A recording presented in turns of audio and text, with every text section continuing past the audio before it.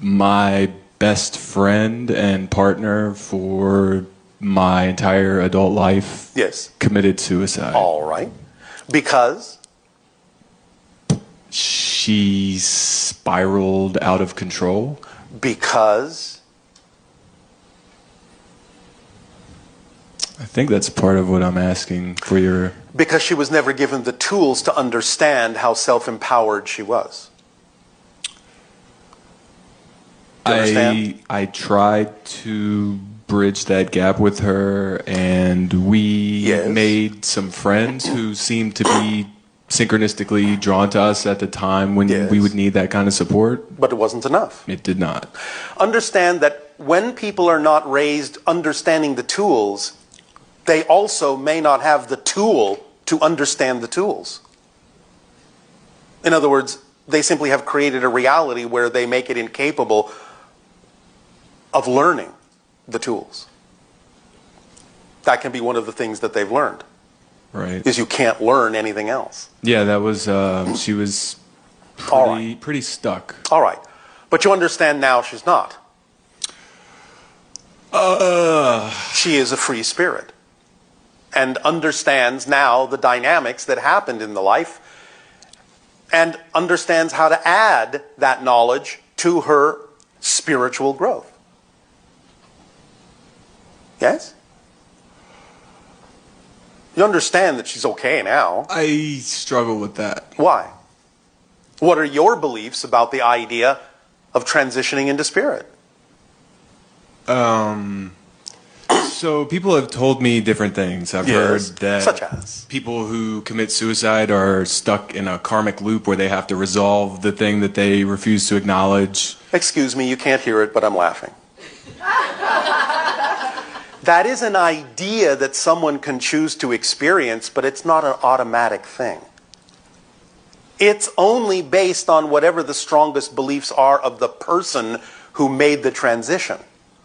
Now, let's give the most extreme scenario in, let's just say, religious terms, because that's something relatively familiar to most of you. Right.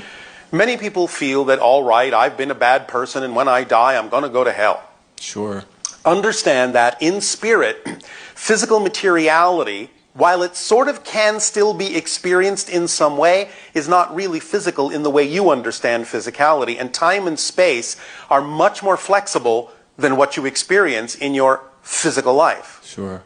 So even if someone crossed over and found themselves standing in the fires of hell, the instant they went, oh, I really don't prefer this at all, they would be out of it. Because there's no time lag in spirit. And that instant transition to something different would be the first lesson in understanding that it's their choice to create their reality as they see fit.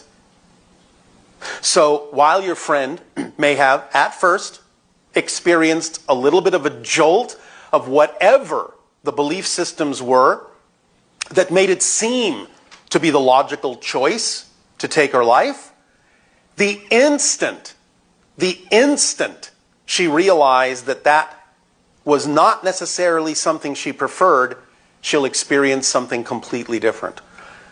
And most everyone will go through what you classically call life review. There's no judgment on it. You just automatically understand all the things and all the choices and all the consequences of the choices, and you, in a sense, sort of re-experience them, but from a different point of view, a little bit more of a detached point of view. It's kind of like sort of being given a refresher lesson about what happened and what you chose and what you did with it. But there's no judgment on it.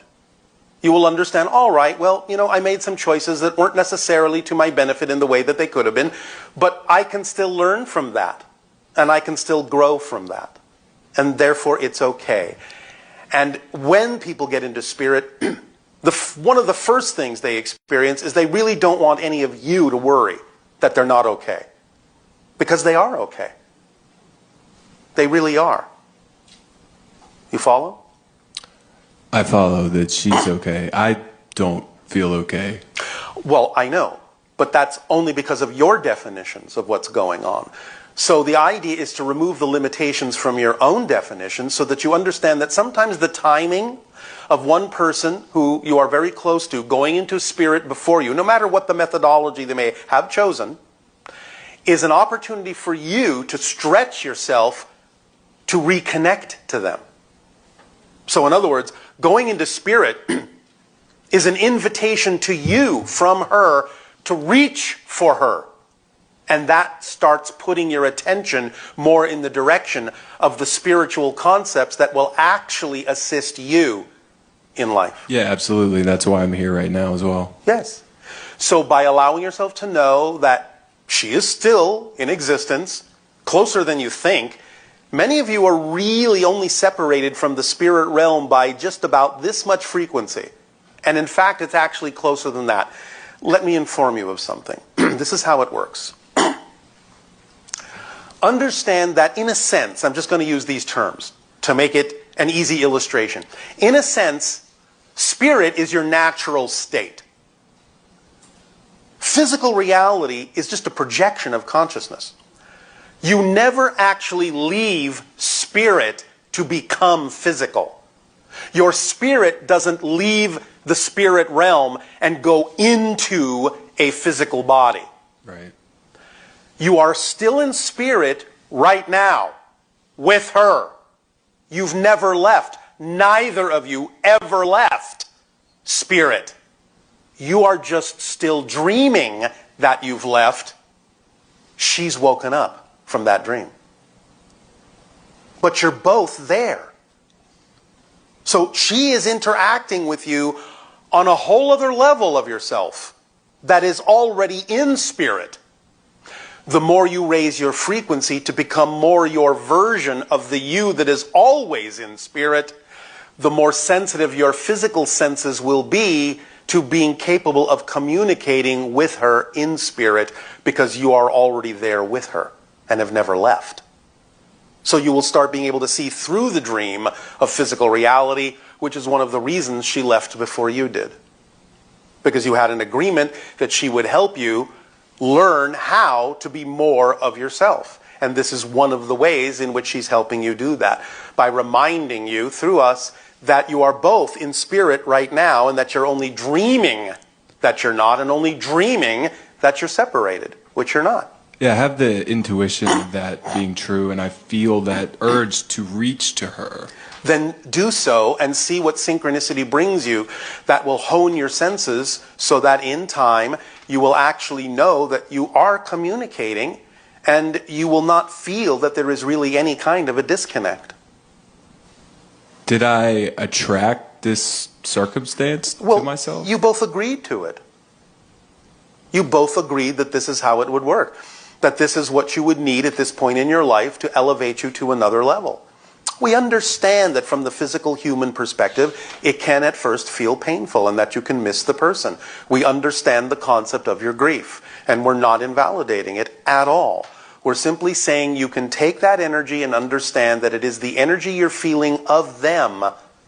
Many times when you grieve, when you miss them, when you cry at what you perceive to be their absence, the paradox is the reason you're feeling that is because they're actually with you. Do you understand? Many times when you remember them and you suddenly find yourself crying, that's actually your reaction to the fact that they're with you. Because you're interpreting the fact that they're with you as they're not being with you. And that's why it goes into grief, instead of actually feeling their energy and going, oh, you're here.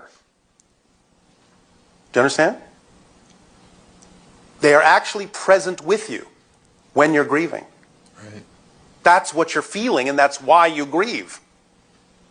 You grieve because you sense their presence, except you're sensing it through a negative filter, a negative definition that they're not with you. Yeah. It I have a strong belief in life extension and quality of life extension, so Yes, I imagined us living together for hundreds of years. You will live together forever, just not always in the same plane of existence at the same time, but that doesn't mean you can't be in touch.